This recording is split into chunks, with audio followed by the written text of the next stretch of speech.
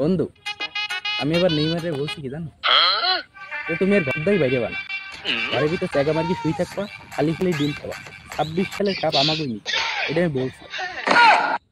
Messi সম্পর্কে আমি যে জানি সে সম্পর্কে কেউ জানে না, কারণ মেসির সাথে আমার হাগামোতা, আমি হাঁটা চলা।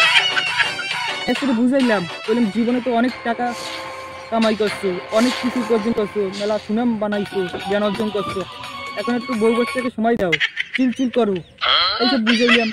ও আবার আমার কথা ফেলায় না, আমার কথা রাখি। তোর মেসির সাথে কথা হয়? হয়। তো কল দে। ফোন কই? ও হ্যালো। এই তুই ফোন দিলি কোন সময়? Hello hello. ও ফোন দি নেই। হ্যালো এলিয়েন মেসি, মানে লিও মেসি। হালার পোলা, তোর কয়বার কল দিছি, তুই ধরো না? হ্যাঁ ধরো কি? সিগারেট খাস নাকি?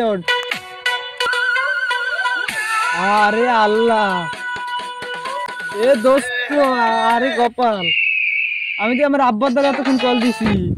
ও ধর, তুই ফোন ধর, তুই কল দিছি আমার আব্বার দ্বারে। আমার মোবাইল তোর আব্বার নাম্বার করলি তুই? আরে আল্লাহ, আর আমজাদা এটা আমার আব্বা। কি তোর আব্বা? আল্লাহ, আরে আল্লাহ, মেসি দোস্ত, মেসি নাম্বার কি হইলো? এই এটা হচ্ছে আমার ফোন, আমার ফোনে শুধুমাত্র নেইমারের নাম্বার, তুই মেসির নাম্বার পাইলি? মেসির নাম্বারই তো নেই। দাঁড়া, আমি নেইমারকে ফোন দিচ্ছি। হ্যালো দাদু, আমি যে তোমার বুদ্ধি দিচ্ছি সেটা তুমি না না দা, তোমার থ্যাংক ইউ বলার কোনো দরকার নেই, কারণ আমার বুদ্ধি নিয়েছো তুমি, তুমি তো কদিন পরে এমনি ফকির হয়ে যাবা। লাইনে ইমবাপ্পে আছে না, কিলিয়ান, ওই সে যে গোলটা দিয়েছে সেটা আমি গোল দিতে করলাম, আমার নামটা কই দিস।